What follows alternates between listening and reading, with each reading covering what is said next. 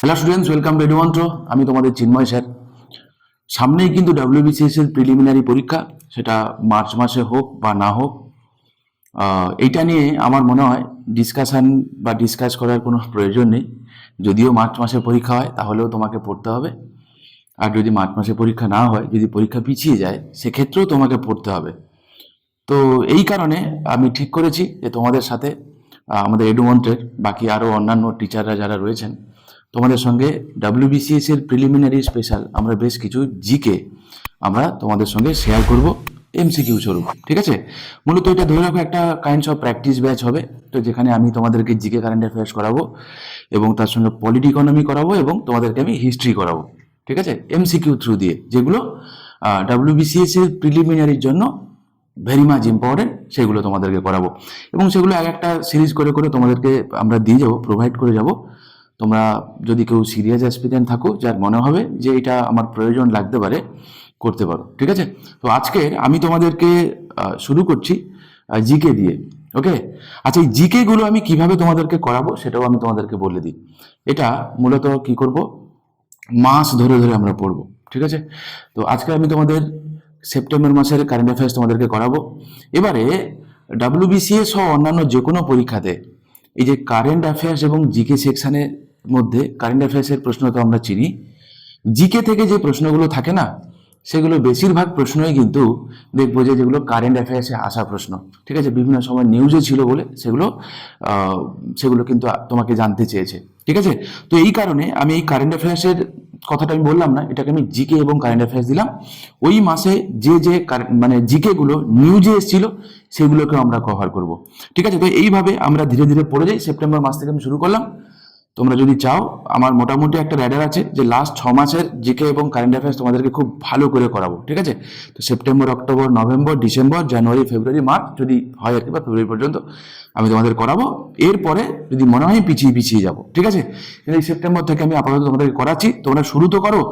আর এটা কিন্তু একটা প্লেলিস্ট আকারে পরপর পরপর করে দিয়ে যাবো, যে তোমরা যেই পরীক্ষায় দাও, মানে অ্যাপার্ট ফ্রম WBCS এর প্রিলিমিনারি, যে কোনো পরীক্ষার জন্য কিন্তু এগুলো ইম্পর্টেন্ট। ঠিক আছে? আর আবারও বলছি, তোমরা যারা সিরিয়াস অ্যাসপিরেন্ট আছো, ক্লাসগুলো করে যাও, আশা করি তোমার কাজে লাগবে। ঠিক আছে? চলো, আমি আর সময় নষ্ট করছি না, আমি চলে গেলাম পুরো ডাইরেক্ট কোয়েশ্চেনে। আচ্ছা, এগুলো এডুমন্ত্রের যে উইকলি টেস্ট যেগুলো হয়, তো সেখান থেকে আমি মানে এই কোয়েশ্চেনগুলো আমি নিয়েছি। তো তোমাদের মনে হলো যে কোয়েশ্চেনগুলোর সঙ্গে সঙ্গে যে এক্সপ্লেনেশন যেগুলো আছে, আমি আগের দিন তোমাদেরকে বলেছিলাম না যে আমরা প্রিপারেশন কেমন করে নেব, তার একটা আউটলাইন আমি তোমাদের সঙ্গে ডিসকাস করেছি। যদি কেউ দেখে না থাকো, চাইলে দেখতে পারো, তোমার কিন্তু কাজে লাগবে। ঠিক আছে? তো তার উপর ভিত্তি করে মূলত করেছি আমি। ওকে?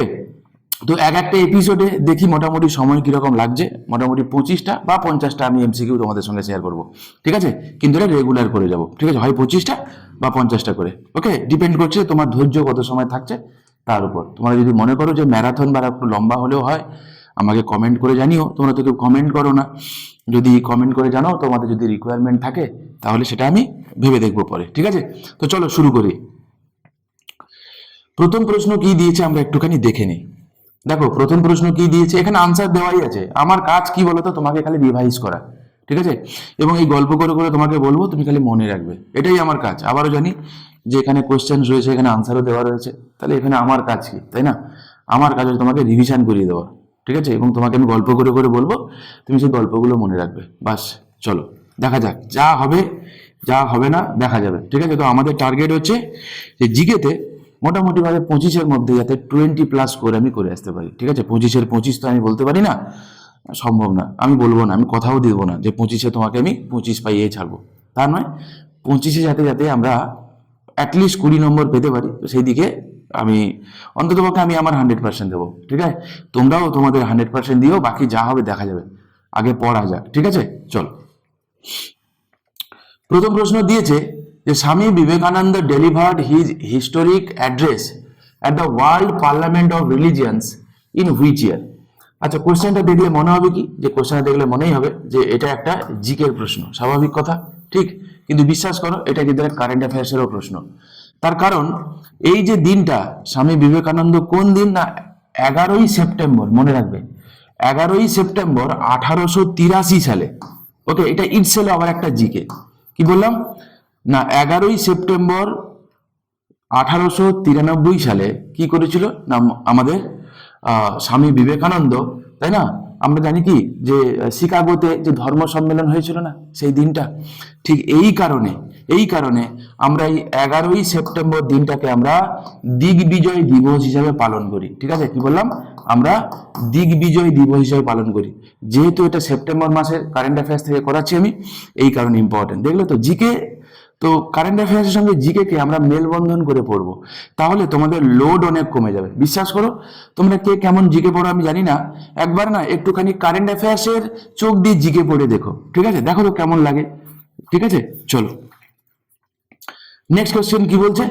নেক্সট কোশ্চেন কি বলে, আমরা কি কি জানলাম এখান থেকে? একটা জিকে জানলাম কি, যে 1893 সালে কি হয়েছিল না হচ্ছে আমাদের ওয়ার্ল্ড পার্লামেন্ট অফ রিলিজিয়ান্স হয়েছিল। ঠিক আছে, এবং দিনটা কবে ছিল না 11ই সেপ্টেম্বর ছিল, এবং ঠিক এই কারণে ওই দিনটাকে আমরা দিগ্বিজয় দিবস হিসাবে আমরা কি করি না পালন করি। ঠিক আছে, চলো পরবর্তী প্রশ্নে যাই।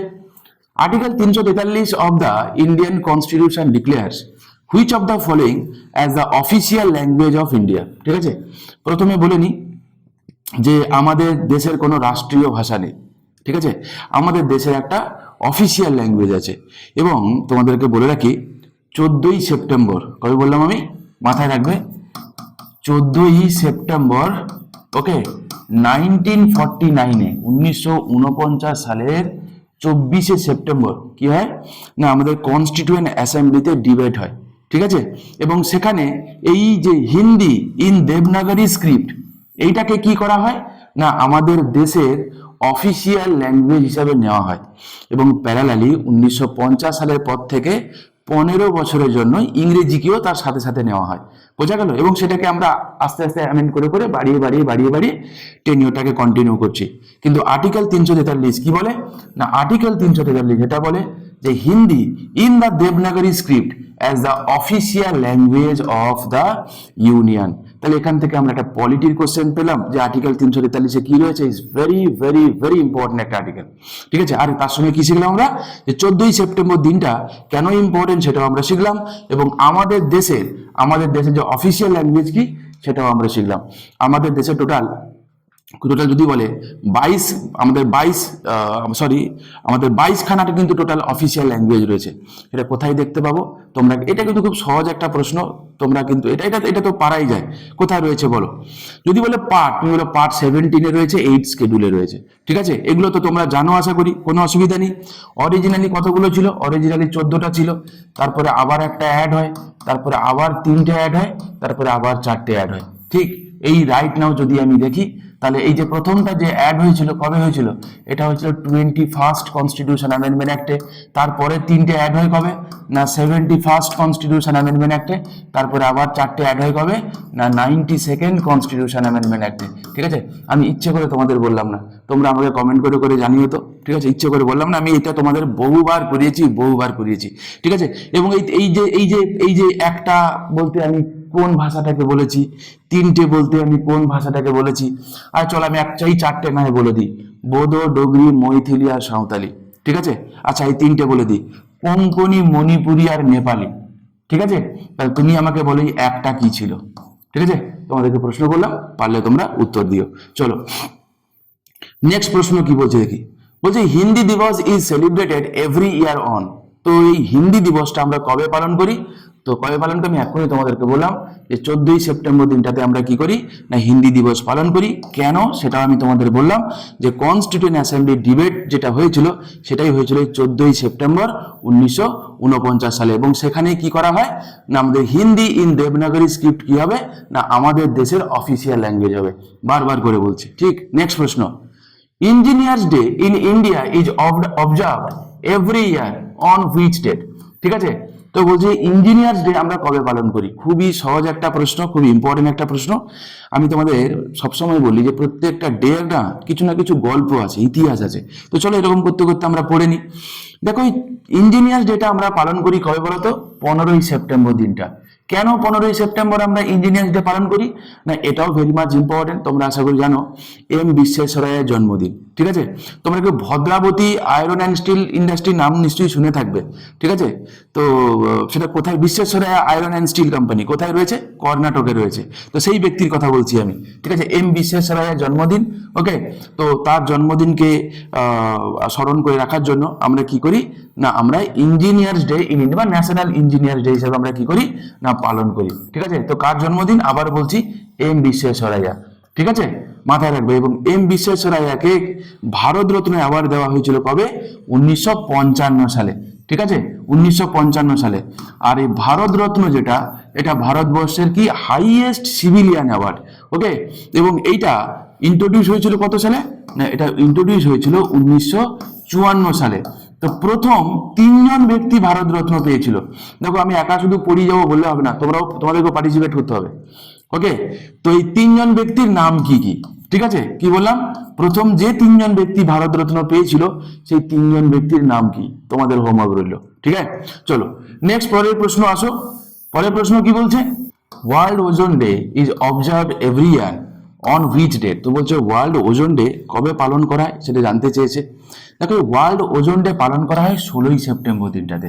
ঠিক আছে, আচ্ছা কেন 16ই সেপ্টেম্বর দিনটাতে ওয়ার্ল্ড ওজোন ডে পালন করা হয়? তোমার একটা কথা বলে রাখি, 1987 সালে, বুঝতে পারলে, 1987 সালের এই 16ই সেপ্টেম্বর দিনটাতে একটা ইন্টারন্যাশনাল চুক্তি হয়েছিল, তার নাম হচ্ছে মন্ট্রিল প্রোটোকল।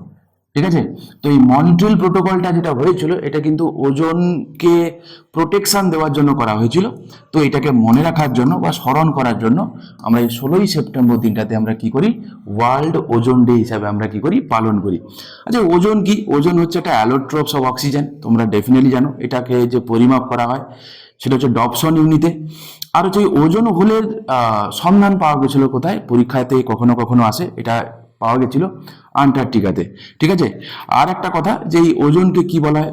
মানে যে প্রকৃতির ছাতা বলা হয়। স্বাভাবিক আলট্রাভায়োলেট রেডিয়েশনকে কি করে? না, ও আসতে বাধা দেয়, ফলে আমাদের স্কিন ক্যান্সার হয় না। এগুলো ছোট ছোট পরীক্ষাতে আসে। আর একটা খুবই ইম্পর্টেন্ট, যে এই ওজোনটা না গ্রাউন্ড লেভেলে যদি থাকে, তাহলে কিন্তু সে কিন্তু একটা পলিউটেন্ট আকারে কাজ করে। এবং গ্রাউন্ড লেভেল ওজোন যেটা, সেটা কিন্তু একটা সেকেন্ডারি পলিউটেন্ট। ঠিক আছে, গ্রাউন্ড লেভেল ওজন কিরকম টাইপের পলিউটেন্ট? না, সেকেন্ডারি পলিউটেন্ট। দু একটা কথা বলে রাখি, যে এই ওজোনকে, এই ওজন তো মানে ওজন যে হোল যে মানে যে হচ্ছে, তার প্রধান কারণ কি? না, সেটা ক্লোরিন হলো। ঠিক আছে, ক্লোরিন মাথায় রাখবে। তো এইটাকে প্রোটেকশন দেওয়ার জন্য প্রথম ফার্স্ট যে ইনিশিয়েটিভটা নেওয়া হয়েছিল, সেই ইনিশিয়েটিভটা কিন্তু আমি জানি তোমরা হয়তো বলো মন্ট্রিল প্রোটোকল, কিন্তু না, 1885 সালে নেওয়া হয়েছিল। ঠিক আছে, ভিয়েনা কনভেনশন নেওয়া হয়েছিল। ওকে, তো তারপরে হয়েছিল তোমার হচ্ছে মন্ট্রিল প্রোটোকল।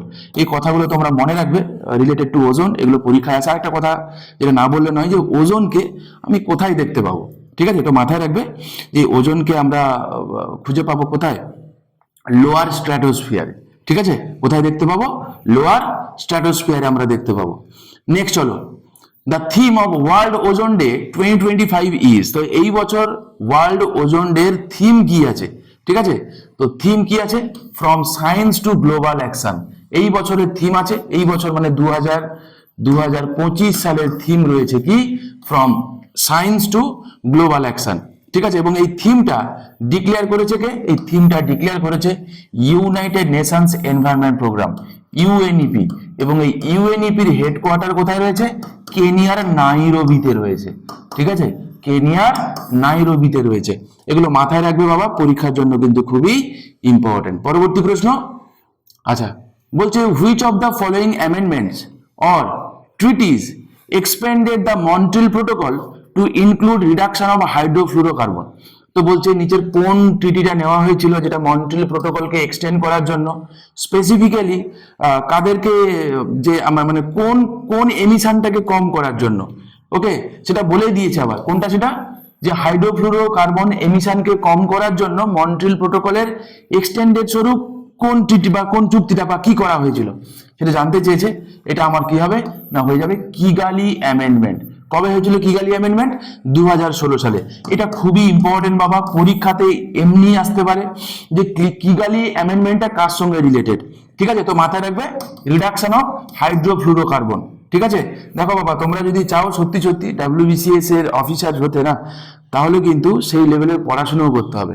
ফাঁকিবাজি দিয়ে ফাঁকতালি মেরে কিন্তু WBCS আর যাই আর কি পরীক্ষা হোক নাই হোক, WBCS হওয়া চাও আছে। প্রিলিটা না হয় টপকে গেলে, কিন্তু মেন্সে গিয়ে তুমি কিন্তু আটকে যাবে। তো যখন পড়বে না, একটু ডিটেলসে পড়ার চেষ্টা করবে।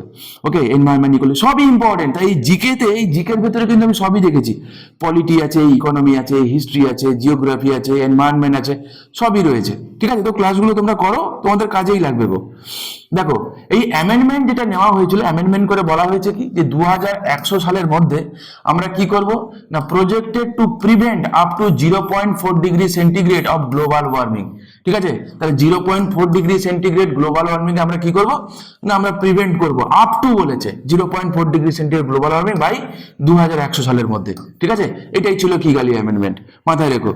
পরবর্তী প্রশ্ন, which of the following provided the earliest global framework for ozone layer protection? বুঝতে পারছো, আর্লিয়েস্ট কোনটা নেওয়া হয়েছিল ওজোন লেয়ারকে প্রোটেকশন করার জন্য? ঠিক আছে, তো এই সমস্ত প্রশ্ন হলে তোমরা ওজোনের কথা দেখলেই মন্ট্রিলের দিকে চোখ চলে যায় বাবা। তো বলেছে আর্লিয়েস্ট, প্রথম স্টেপ কোনটা ছিল তো জানতে চেয়েছে। তো কি হবে আনসার? আনসার হবে আমাদের ভিয়েনা কনভেনশন। আমি এক্ষুনি তোমাদের বললাম b will be the right answer. চলো পরবর্তী প্রশ্ন দেখি। The Indian rhinoceros is primarily found in, তো বলছে ইন্ডিয়ান রাইনোসরস আমরা প্রাথমিকভাবে কোথায় দেখতে পাবো সেটা জানতে চাইবে, কোন রিজিয়নে দেখতে পাবো জানতে চেয়েছে।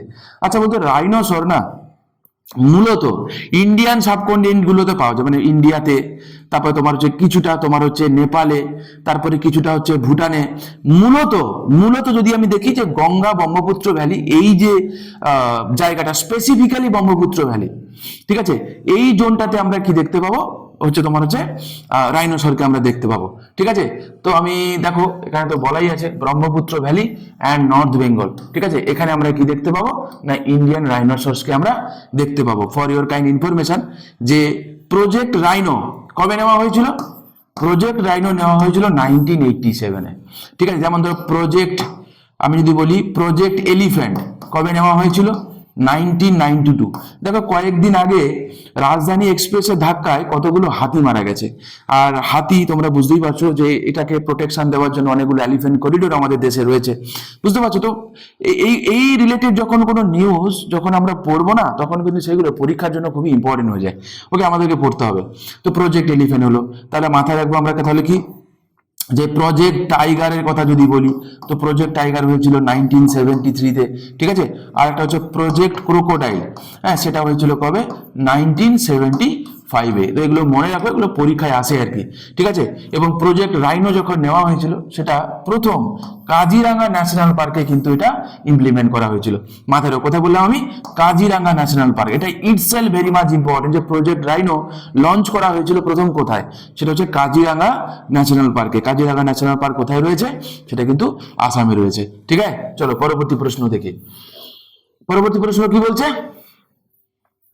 What is the IUCN red list status of the Indian rhinoceros? ঠিক আছে, তো IUCN স্ট্যাটাস ইন্ডিয়ান রাইনোসরকে কি, মানে কোন স্টেটে রয়েছে? একটা হচ্ছে সেটা হচ্ছে কি ভালনারেবল রয়েছে। দেখো, একটা তো আমরা এখান থেকে একটা জিকে তো জানলাম, সেটা হচ্ছে IUCN এর কথা। ঠিক আছে, তো এই IUCN কি করে না, এই হচ্ছে রেড লিস্ট পাবলিশ করে, আমরা জানি আশা করি। ঠিক আছে, সেখানে কে কোন ক্যাটাগরিতে বিলং করে সেটা দেয়। তো এটাও পরীক্ষায় আছে যে রেড ডেটা বুক কে পাবলিশ করে, তুমি বলবে IUCN। দেখো, আমি অনেক ডিটেলসে বলছি না, কিন্তু আমি তোমাদের সেই কথাগুলো বলছি, কারণ নাম্বার অফ কোশ্চেন্স প্রচুর রয়েছে, তোমাদের এমনিও ধৈর্যচ্যুতি হয় খুবই। সেই কথাগুলো বলছি যেইগুলো না জানলাটা, মানে যেগুলো জানাটা দরকার প্রয়োজন। ওকে, আর IUCN এর হেডকোয়ার্টার কোথায় রয়েছে বলো তো? গ্ল্যান্ড, হ্যাঁ, সুইজারল্যান্ডের গ্ল্যান্ডে রয়েছে। ওকে, IUCN এর হেডকোয়ার্টার মনে রাখবে, পরীক্ষার জন্য খুবই ইম্পর্টেন্ট। পরবর্তী প্রশ্ন, project rhino launch in 1987 to protect the, কি বলছে, lesser one horn rhinoceros was initiated in which wildlife sanctuary?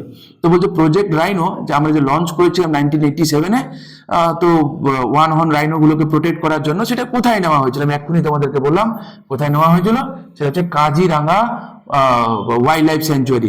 দেখো মানসটাও কিন্তু আসামেই রয়েছে, ওকে, ওখানেও পাওয়া যায় ওয়ান হর্ন রাইনো, চাপ নেই। কিন্তু প্রথম নেওয়া হয়েছিল কোথায়? কাজিরাঙ্গাতে। পেরিয়ার কোথায় রয়েছে? কেরালাতে রয়েছে।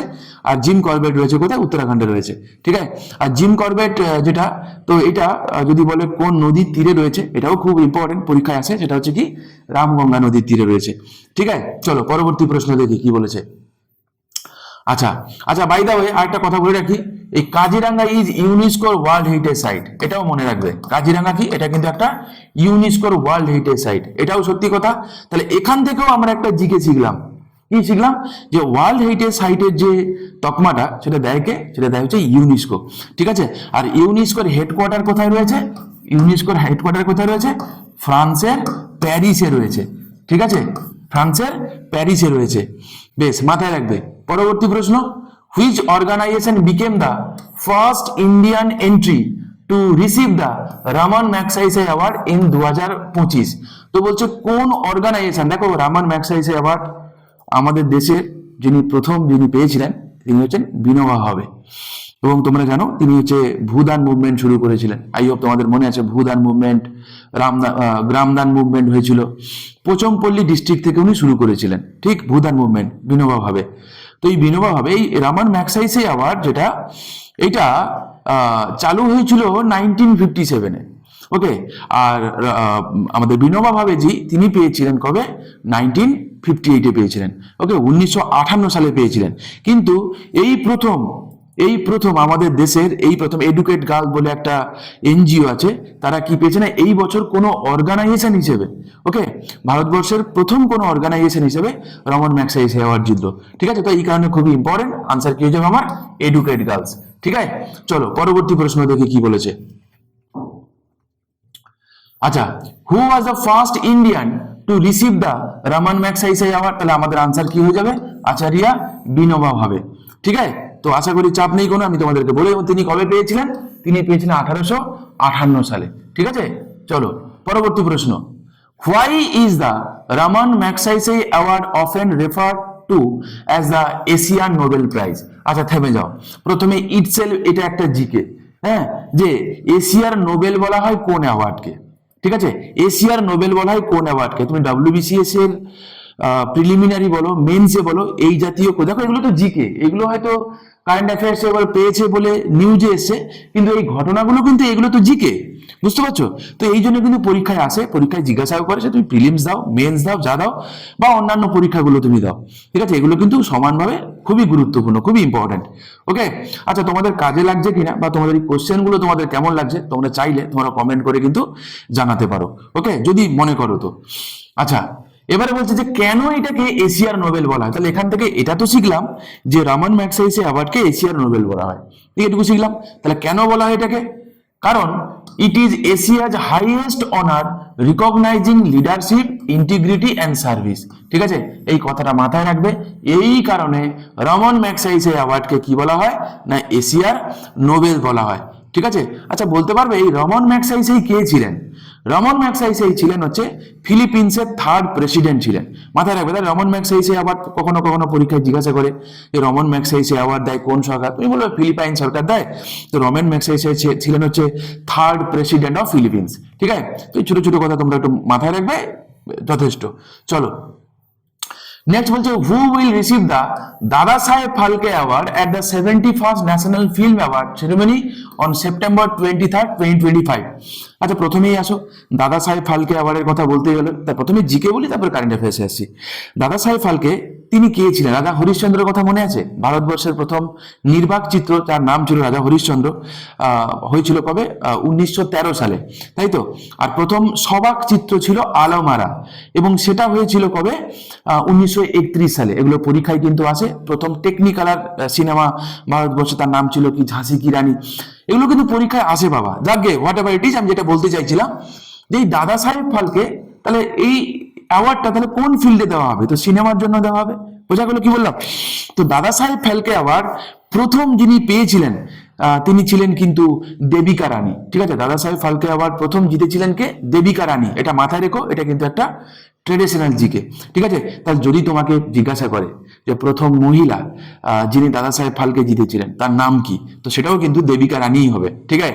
তাহলে প্রথম ভারতীয়, মানে প্রথম ভারতীয় কেন, মানে প্রথম ব্যক্তি যিনি দাদা সাহেব ফালকে পেয়েছিলেন তিনি দেবিকা রানী, তো স্বাভাবিক তিনি মহিলা ছিলেন, তো প্রথম মহিলা যিনি দাদা সাহেব ফালকে অ্যাওয়ার্ড জিতেছিলেন তার নামও কি হবে, দেবিকা রানীই হবে, ঠিক আছে। তো চাপের কোনো কারণ নেই।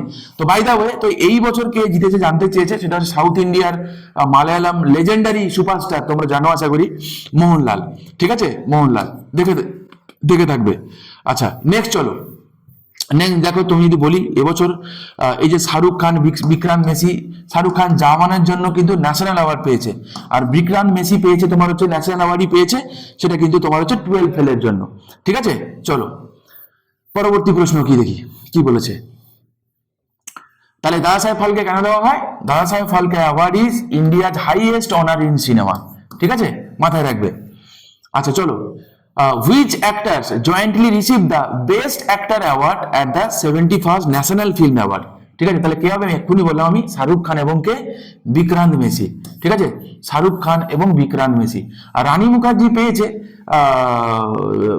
সেটা কিন্তু মহিলা হিসেবে পেয়েছে, ঠিক আছে। তো জয়েন্টলি পেয়েছে তোমার হচ্ছে তোমাকে মানে বেস্ট অ্যাক্ট্রেস হচ্ছে রানী মুখার্জি, আর বেস্ট অ্যাক্টর ক্যাটাগরিতে জিতেছে শাহরুখ খান এবং বিক্রান্ত মেসি, ঠিক আছে, যেটা আমি তোমাদেরকে বললাম। আমি আর রানী মুখার্জি জিতেছে তোমরা জানো Mrs Chatterjee versus Norway, okay. চলো পরবর্তী প্রশ্ন, who was the first recipient of Dada সাহেব ফালকে অ্যাওয়ার্ড, আমি অলরেডি তোমাকে বললাম কি হবে আনসার, দেবিকা রানী হবে, ঠিক আছে, মাথায় রাখবে। পরবর্তী প্রশ্ন কি দেখেছে, আচ্ছা আচ্ছা, দেবিকা রানীকে কি বলা হয় জানো তো, she is often called first lady of Indian cinema, ঠিক আছে, এটাও ইটসেলফ একটা জিকে। দেবিকা রানীকে কি বলা হয়, she is also called first lady of Indian cinema, ঠিক আছে। চলো next, which was the India's first full length feature film directed by দাদা সাহেব ফালকে, আমি অলরেডি তোমাকে বললাম, আমি আনসার কি হবে গো, আনসার রাজা হরিশ্চন্দ্র, ঠিক আছে। কবে হয়েছিল, 1913 সালে, মাথায় রেখো। আর আলমারা হয়েছিল 1931 সালে, কিন্তু সেটা ছিল কিন্তু একটা সবাক, ঠিক আছে। আর প্রথম ফিচার ফিল্ম ছিল কে, আমি তোমাদের বললাম রাজা হরিশ্চন্দ্র, ঠিক আছে। চলো পরবর্তী প্রশ্ন দেখি কি বলেছে। বলছে the FIDE World Cup 2025 will be hosted by which Indian state, তো অলরেডি হয়ে গেছে এটা আজকে সময় দাঁড়িয়ে, তো এটা হোস্ট করেছে কে, সেটা হচ্ছে গোয়া হোস্ট করেছে, ঠিক আছে, ইন্ডিয়াতে হয়েছে, মাথায় রেখো এটা। পরবর্তী প্রশ্ন, at the world boxing championship 2025 which Indian boxer won the gold medal in the 57 KG category, তো বলছে 57 কেজি ক্যাটাগরিতে ওয়ার্ল্ড বক্সিং চ্যাম্পিয়নশিপে তো কে গোল্ড জিতেছে জানতে চেয়েছে, ঠিক আছে।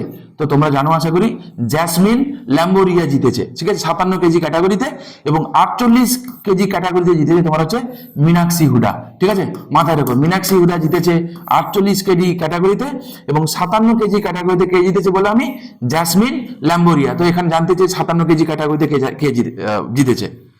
পরবর্তী প্রশ্ন, আচ্ছা আর একটা জানতে দিতে পারে যে এই ইভেন্টটা কোথায় হয়েছে, এই ইভেন্টটা কিন্তু হয়েছে লিভারপুলে, ঠিক আছে, ইউকেতে হয়েছে, মাথায় রেখো। The Federation of International Hockey men's hockey world cup 2026 কোথায় হবে, এটা খুবই খুবই খুবই খুবই ইম্পর্টেন্ট একটা প্রশ্ন, ঠিক আছে। তো কোন দেশে হবে জানতে চেয়েছে, এটা কিন্তু হবে নেদারল্যান্ড এবং বেলজিয়ামে হবে, ঠিক আছে, নেদারল্যান্ড এবং 2026 সালে হবে, ঠিক আছে, জয়েন্টলি হোস্ট করছে কে, নেদারল্যান্ড এবং বেলজিয়াম, এই বছর হবে, ওকে। পরবর্তী প্রশ্ন চলো, আচ্ছা হকির কথা যদি বলে না তাহলে তো খুবই ইম্পর্টেন্ট, মাথায় রেখো। তো ভারতবর্ষে হকির জাদুকর আমরা বলি কাকে, ধ্যানচাঁদকে বলি। আর ধ্যানচাঁদের কথা যদি আমরা বলি তাহলে বলে শেষ করা যাবে না। হকির সব থেকে প্রাচীন কাপ কোনটা বলতে পারবে?